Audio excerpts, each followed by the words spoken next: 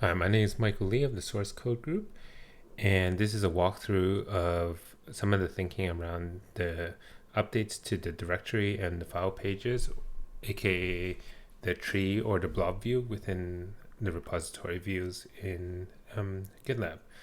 So when I first joined GitLab, this view actually scared me a lot, the mobile view or the narrow viewport, because there are a lot of buttons, and because there are a lot of buttons, the flow of all the buttons was really hard to figure out. Where things should be. What can we hide, and things like that. So over some time, I finally kind of understand better about the usage of these buttons, and from there, I've been able to drive some of the decisions here. So if we look at our current tree or directory page, it looks like this. I think from a first view, it's not too bad. We have our primary buttons up here. History, file, edit, and code is kind of like an interesting one. Internally, there are some people who get confused of what contains what. So we're looking at consolidating this. And one of the big things that we're going to be looking at in changing is looking at how these top buttons, history, find, file, actually fit into the workflow. So right now they're at the top of the page, but I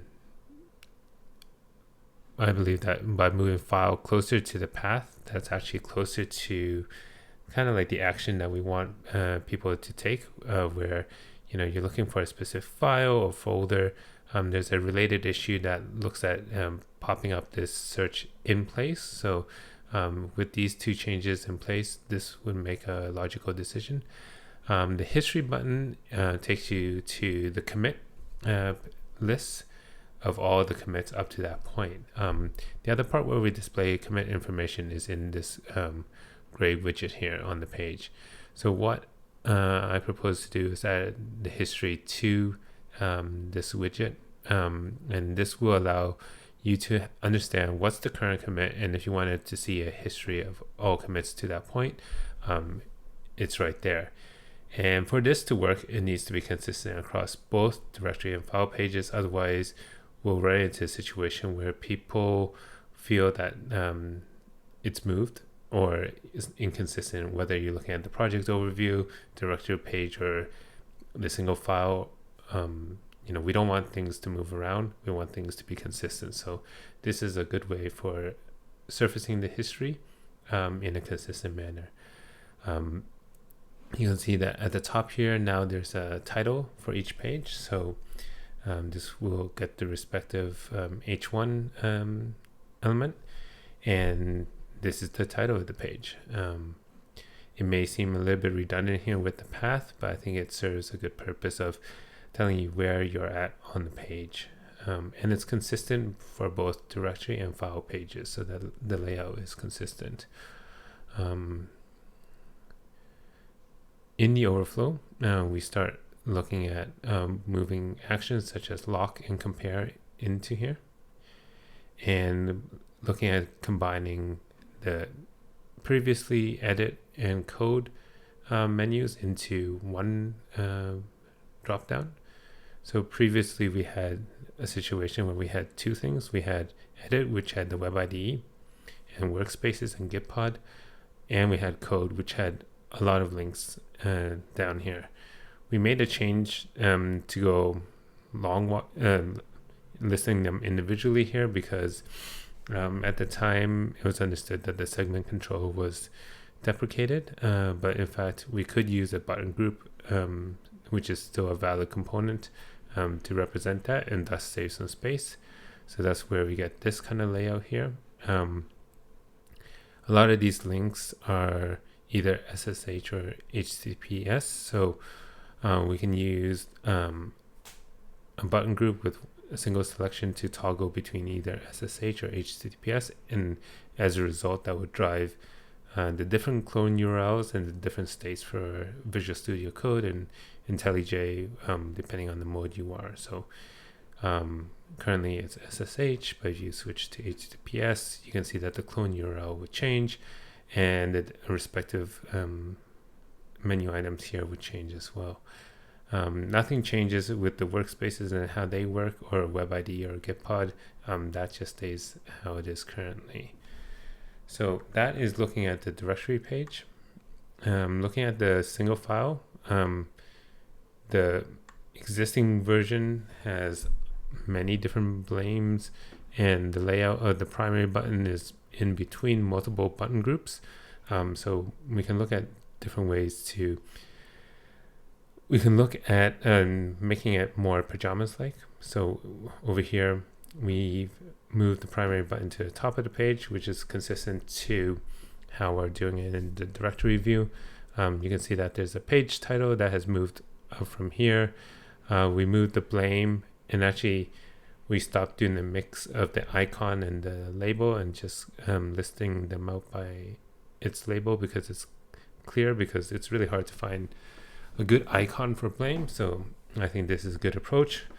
And then this example here, this is the same layout for all files that have a preview, such as Markdown or JSON. There are certain types that we can render directly in here.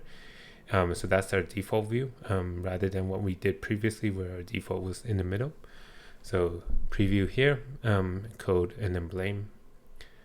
And over here is where the permalink, the lock file, replace, delete. So those used to be button group buttons down here, but they've moved up here now. The edit, that stays the same as it is now.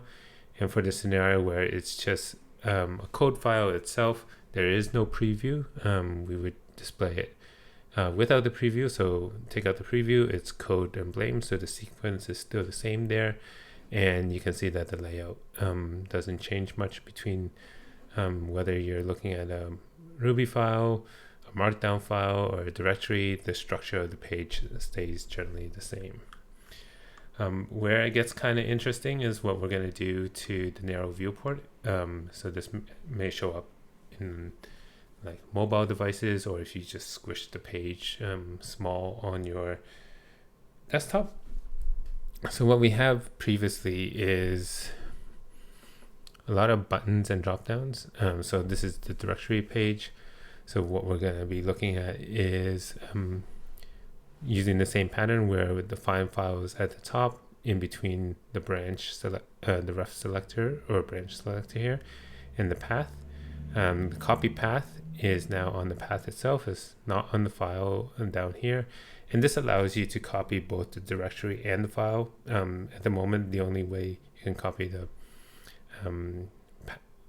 path is actually on files. So this is not only a visual improvement, but also consistency, and gives you that same action at all levels of the directory.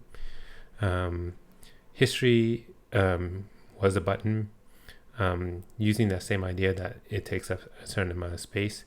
We could leverage that to display more information, such as the last commit, some details about that.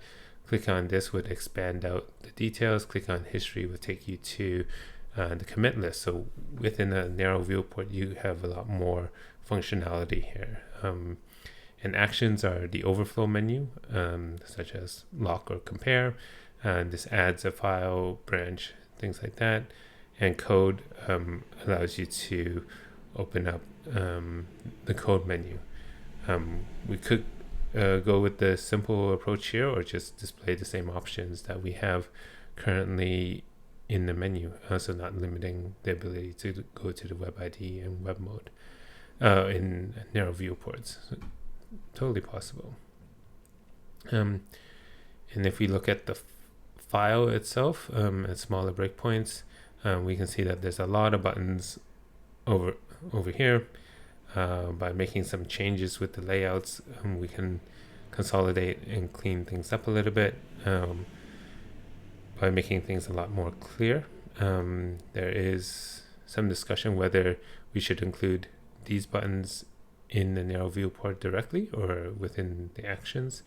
But there are multiple solutions that we can explore here to surface this if it's not technically feasible or ideal to put them in the overflow menu. But this gives you a rough view of like how things will look on mobile or narrow viewports.